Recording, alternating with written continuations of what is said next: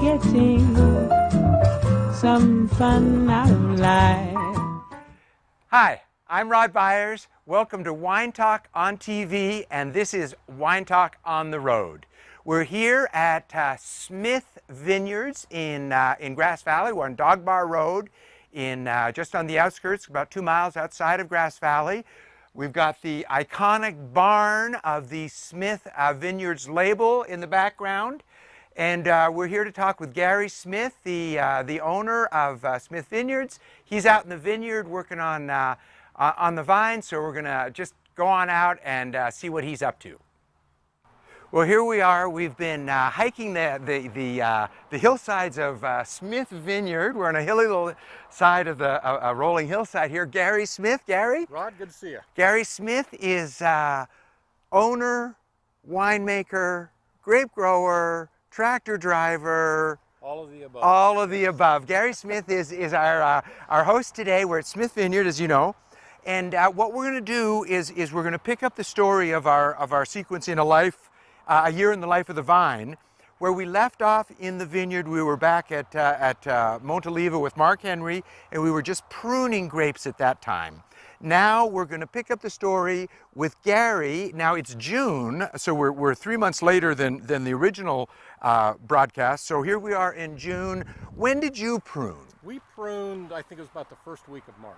Okay, and talk a little bit about how you decide when to prune and maybe a factor that determines the pruning. Well, for us, because we're at an elevation of 2,500 feet, and this particular block is Chardonnay, it's an early pusher. It pushes shoots early. Okay. So frost is a big deterrent for us, and we like to hold off pruning as long as we can until the buds are completely swollen, and then we'll prune, which will set the vine back a week or so before it starts to push. And the later we can do it, the better. So does it go from overnight, or is it a kind of a 10-day gradual process, getting ready? As far as the vine? Yeah, as far as the vine. No, it's not an overnight. We're watching it and the weather. And as soon as it's starting to warm up and there's more light, the vines will start to push. And so we just watch those buds, and then we bring in a crew to do the whole thing at one time. Okay, and just for the record here, 10 acres? 10 acres. And what are you growing? So we grow Syrah, Primitivo, Chardonnay, Cabernet, Sauvignon, and Merlot. Okay. Now what you've done is you've left this vine alone for a demonstration vine so you can show us, but tell us from pruning in early March to now in June, what have you been doing in the vineyard? Oh, okay. So since then, about 3 weeks ago, we actually came through and shoot thinned. Okay. And we'll talk more about that in a minute. But we also have mowed the vineyard twice. Okay. And then because we farm organic, we weed eat under all of the rows. Now normally someone would just get a tractor and drive down and spray Roundup or something. Correct. Okay. But being organic, we can't do that. So we bring in weed eaters and clean it all up by hand. Well, the vineyard looks great. So well, thank you. We're just about done with the yearly maintenance of getting it cleaned well, up. we came right after the shave and the haircut. That's right. So we're in good shape.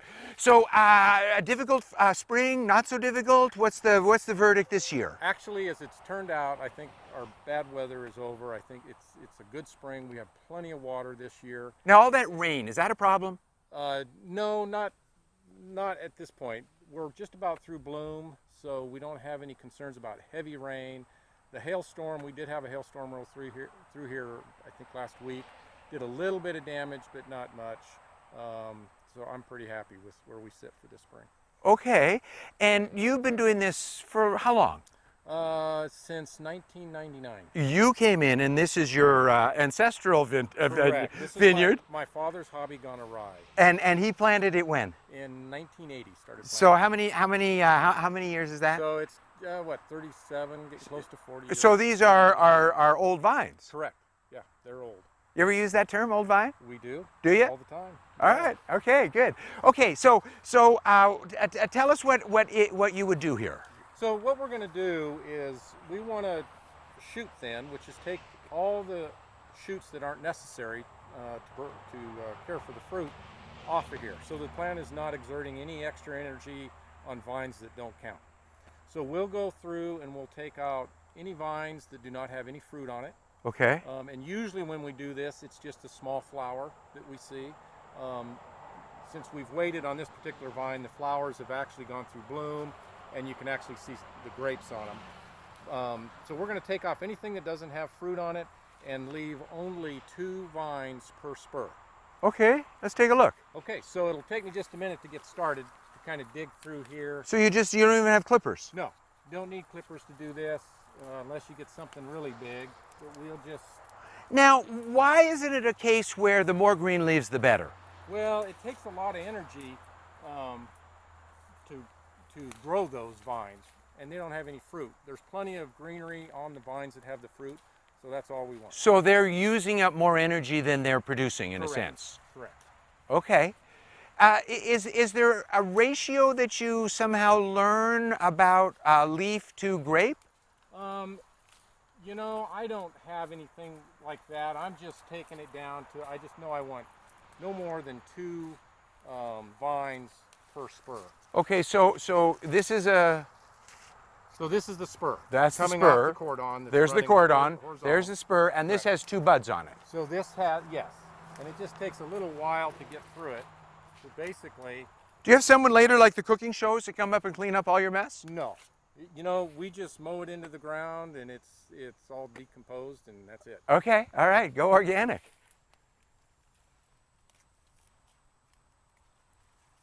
It is usually a little bit easier when it's not this late in the year, but... Yeah. Now, do you ever subscribe to the positioning of the row, southern exposure, eastern, northern? Does that make leave more leaves on the sun yeah, side well, actually, and less on the back side? Correct. We'll come through sometimes and take the leaves off on the opposite from the sun. Take the leaves off the opposite side, so Correct. so you're leaving the shade, the sunny side more shaded. Correct. Yeah. Correct. And what are some of the other benefits of pulling leaves? Well, it allows for more air flow.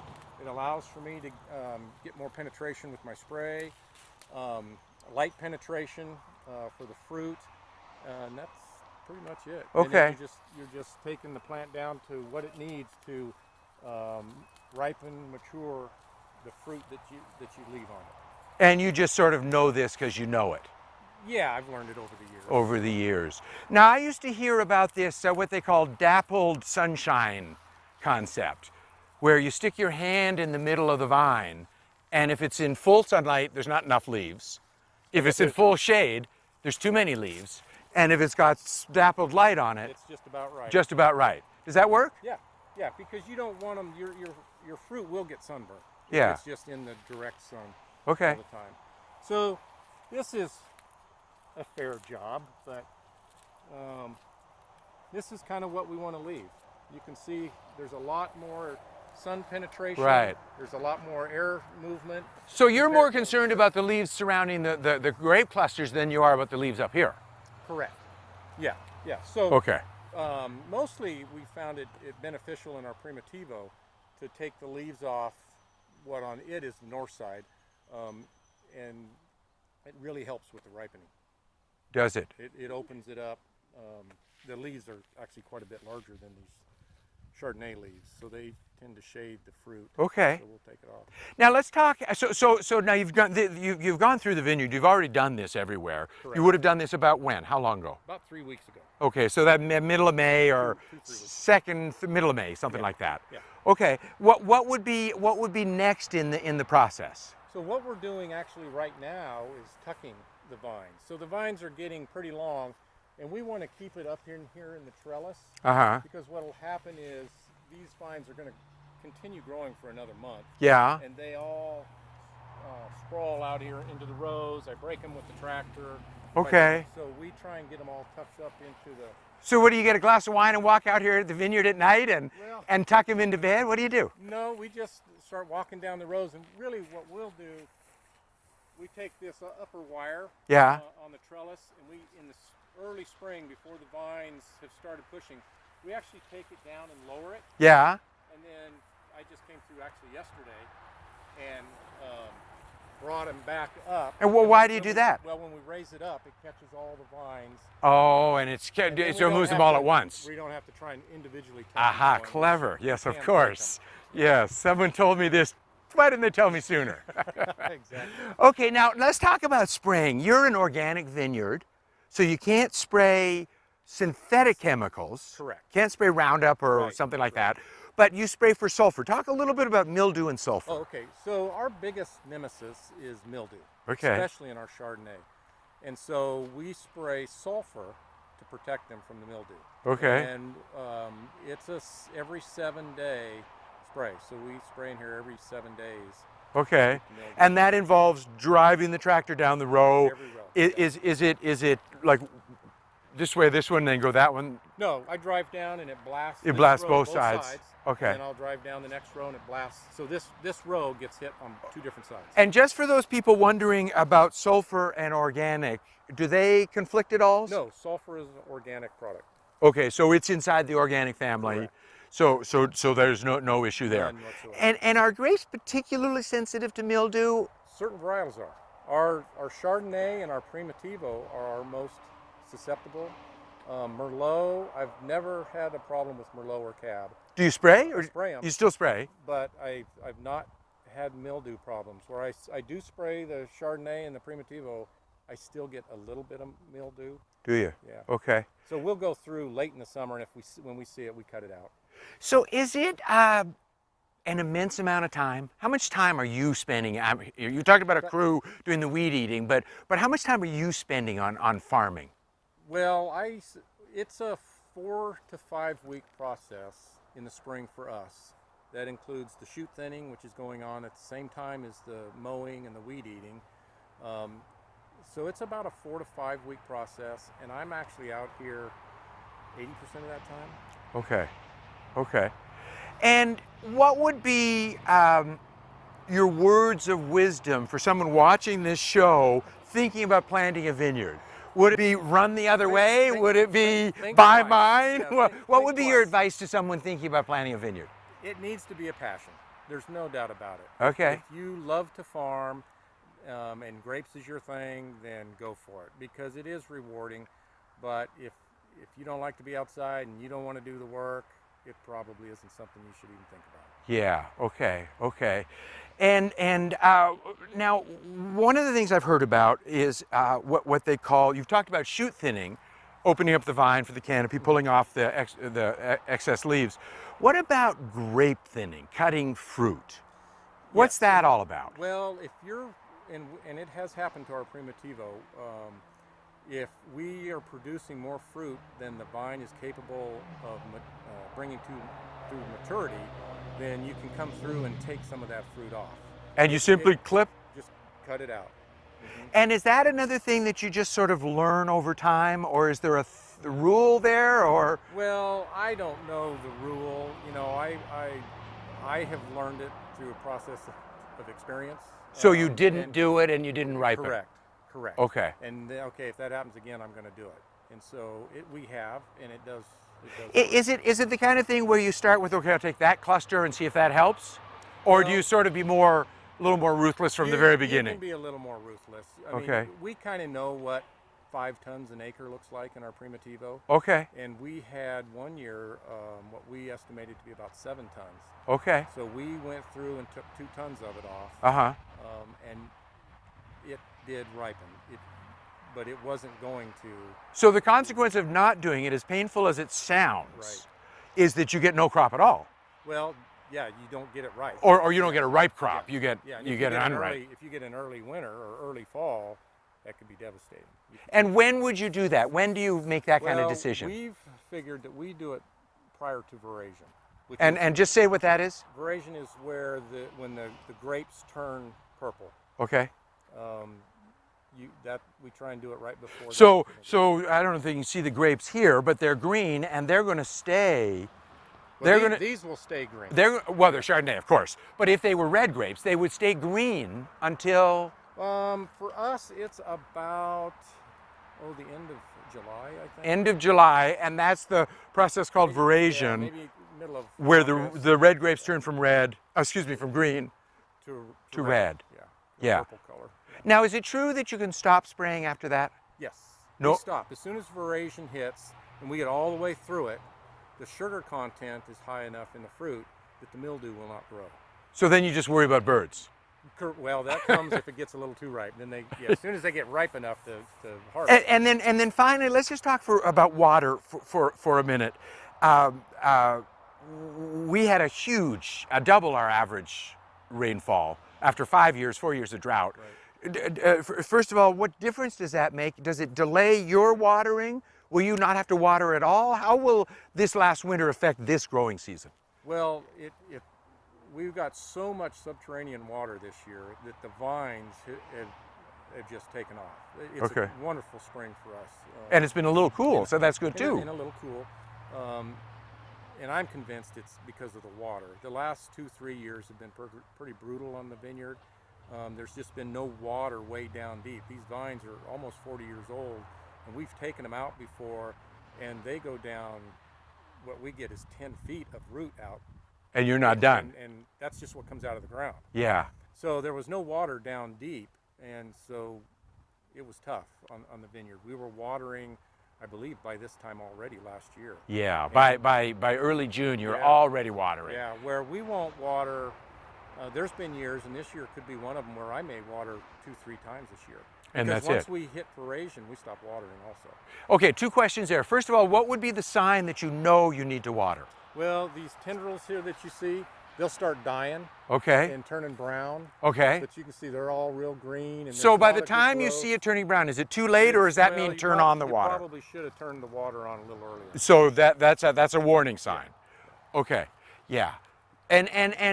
So is that? I mean, there's all kinds of fancy computer systems and sensors and things you can use now to tell you the moisture in the ground. Do you subscribe to any of that? Well, not that I don't subscribe to it, I've just not done it. We did have, one year we tested our moisture content in the ground every week and found that we were pretty much right on what we should be by following the practices that we've learned over the years. Okay. And so I've been happy with that. The vines grow real well, and they seem to do fine. And why do you stop watering after veraison? Well, we want the fruit to start getting ripe, and so once you start stressing the vines out and cut their water off, they begin to the sugar starts rising in the fruit, and they'll ripen a little faster. And it triggers reproduction rather than shoot growth. Yeah, right.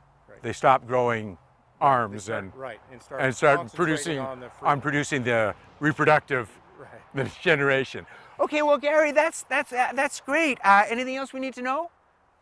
I don't think so. Yeah, the vineyard looks fabulous. Really, just looking around, it looks great. It's a lovely spring day. A beautiful day, yeah. It's a great day. Well, what do you say we go take a look at the winery and just catch up a little bit? The last time on this show that we were in a winery was way back in February with Nevada City Winery. So let's go see what's going on and what's been going on in the winery in the last couple of months. Sounds good. All right. Well, Gary, here we are in the winery. This is a great little space. Well, what are you doing? What's going on? Well, right now, not a lot. We 2 weeks ago we bottled, so Okay. just prior to that was a very busy week. Okay. Well, just to put it in context, we as I was saying before, we left Nevada City Winery in February. They were just starting to look at the wine was fermented. They had done their first racking, and they were just starting to evaluate what have we got. Okay. Okay. Yeah. So now we're 6 months at least from the harvest. What condition? Where have your wines been since harvest last October? So we've done a second racking. Okay. And so they're pretty much set for probably another 4 to 6 months. The 2016s. Okay. So they're looking good. They're still real young, but Now you said you're a barrel guy. You like barrels. Mm-hmm. Do you have a particular kind of barrel? No, I actually, most of my barrels I purchase used. They're a year old. Okay. For me, it's a little bit better bargain that way. Right. I have both French and American oak. And so the super huge hit of oak is a little bit off. Right. It doesn't have that big hit. So okay, and And how long do you like to keep your wine in barrel?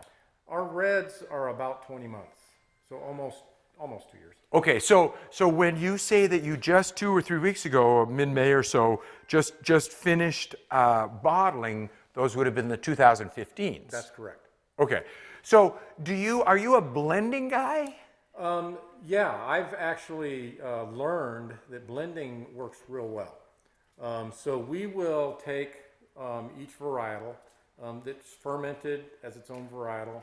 It's aged for a year or more, usually maybe a year and a half, as its own varietal, and then we will blend a little bit here, not to make a blend, but just take a little bit of, say, Merlot and add to a cab or vice versa. Okay. It still maintains a cab label, but you can put just a little bit. Now you do have the wine. Three Brothers label. Correct. Now that's a true blend where we will take maybe 25% of one wine, 40% of another. Okay, and make a whole new wine. And make a whole new wine. Correct. But generally, if you have 10% of something in your Syrah or Zin or Merlot, that would be, or maybe only 5%. or maybe 5. So, and what is the benefit? Learning, what are you discovering is the benefit of that? Well, it'll bring out different characteristics, or one wine may have a characteristic that is very complementary to another wine, and you don't need a lot of it to help make it a little more complex. Okay, now Mark Foster, who tells us that a very small amount of a wine can make a big difference. And do you believe that? Absolutely. When we're blending, we will narrow it down to 1% of one way or another, and you can tell the difference of just 1%. So when we're reading labels, we're reading back, as consumers, we're reading back labels and it says 1% this, 2% that. We're thinking, come on, what difference does that make? No, it absolutely makes a difference. It does? Yes. Okay. Now, once you've done your second racking, that's the process of moving it from one barrel to another? Well, or do you rack into a tank? We rack into a tank. Okay. And rack them all together. All together, clean the barrels, and then put them back into the barrels. Okay. And then do you just tend to park them and forget them? For the most part. However, I will check them, and if they need to be topped off, we'll add a little bit more wine because the water will evaporate through the barrel, and you can lose, a gallon every couple months. So how often is that? Once a month you kind of poke around? Probably should be. For me, it may be every couple months. Yeah. What takes more time, out in the vineyard or here in the winery? Depends on the time of the year. Okay. I've never really added the hours on an annual basis, but Okay. it just depends on the time of the year. Before we bottle, I'll spend a solid week in here filtering wines, Yeah. getting ready to bottle, and then in the springtime, I spend a solid month out in the vineyard. Yeah. So it just depends the time of the year. And they tend to be opposite times. They do, because one of the ideas behind bottling later in the spring is getting barrels ready so that they can be used this fall when the new fruit comes in. So these are all empty. Correct. Now, is that too long for them to be empty? Well, will they dry out? Yeah, absolutely. So every 3 months, 4 months, I'll hydrate them. Okay. I'll fill them with water. They're not full now. They're empty. They're totally empty. Yeah. And I just dribble water into them, and they'll leak, and then it might take 2 days, but they'll tighten up, seal up, and become watertight again. Now, what about this idea of all these alternative oak things? Do you ever try any of that? Does that interest you at all? I have not tried it. However, I've tasted some wonderful wines that are produced that way. Tasted some lousy wines produced that way, too. Well, I've tasted some lousy wines that have been produced in oak barrels. Well, that's true, too. That's true, yes. I think it's a great way. There's some very good winemakers that work with stainless steel and oak additives. Yeah, but you're traditional. That's how I learned it, and that's just how I've... Yeah. And how long, now this does not, either you keep it in very good shape or that's not a very old barrel. Well, I'm kind of a barrel snob. I keep them pretty clean. There are the neutral oak barrels in there that could be 7, 8 years old. Wow. Okay. I've seen barrels that are tie-dyed practically with stains and... Well, if it means anything to you, you can get most of that stain out. There's products that'll clean the barrels. Okay. And just tell us what do we got going here? So we're tasting a 2014 Syrah. Okay. It's what we're pouring in the tasting room right now. Okay. It's one of my favorite wines. I like a Syrah. It's not a huge cellar. You know, the public isn't real big into Syrahs, but I tend to like them. I never understood why. I don't know. It just has always eluded me. Syrah just Yeah, flat. yeah. Never- But it's a wonderful wine. Wonderful wine and fabulous flavor, full-bodied, rich texture, nice aftertaste, not a lot of tannin. Well, thank you. Lovely wine. Thank you. All right. Well, so you're bottled. You're basically on. I don't want to say on hold. That makes it sound too easy. Well, we have our 16s in here that need to be maintained a little bit. Yeah. In about another 2 months, we'll start hydrating barrels. Okay. And so that when the new fruit comes in. So right now, the winery for me is quiet. Like I said 2 weeks ago, we bottled, and most of my attention is out in the vineyard. Yeah. How about chemistry? Do you do the chemistry? How do you deal with chemistry? I do some of it, Uh-huh. and then a friend of mine helps me out on some of the other. I don't have a lot of the Okay. things I need. You don't send out I to don't the send to any- the labs. No, I do not. Okay. Yeah. Chemistry sounds like it's gotten easier than it used to be. Well, I think they have, equipment that makes it much easier. That it's digital Yeah, now instead right, of looking yeah. for a color change. Right, a scale, and you try to match colors. Yeah, and this stuff. really You just- horrible right, stuff. You just stick a probe in, and it tells you. It tells you a number, yeah. I maybe could have done chemistry if it was like that. Okay, well, thanks for that. Thanks for the tour. Thanks for the vineyard, catching up what's going on in the vineyard. We're May, June, July. You really won't get busy here for another 6 weeks. June, well, like you say, hydrating the barrels. Right. But that's still not that big of a deal. It's not that much time to do. But it'll be come September. When's your heart? You're notoriously late here. Well, used to be. I farm differently than my father did. So we typically are harvesting earlier than, say, he did. He was in late into October, sometimes into November. Right, I know. Last year and the year prior to that, we were done by September 30th. Wow. And wow, that's not typical. That's a drought-related thing, Okay. I believe. Typically for us, it's mid-October. And then just finally, before we go, are you ahead of schedule, behind schedule, on schedule for mostly in the vineyard? Are you ahead of schedule, behind, on? Where are you? This year, I'm slightly ahead of schedule. Slightly ahead of schedule. Yeah. Okay. Has it been cool? Have we had a cool spring? It's been, up to this point, yes. However, looking in the forecast, we have the next 6-7 days are going to be in the mid-90s. Okay. But for the spring, it's been a relatively nice. And we like that, don't we? Yeah, absolutely. Cool and steady. Yeah. Okay. Well, Gary, thanks for the tour. We're gonna see. Maybe we'll take a peek inside one of these barrels and see what's going on. Might even have to take a sample. We might have to take a sample, but we're gonna save that for the next show when we're finding out what's going on in the winery, but just a little bit later in the season. Okay. Well, Gary Smith Vineyards. I'm Rod Byers. This is Wine Talk on the Road, and we'll see you next time.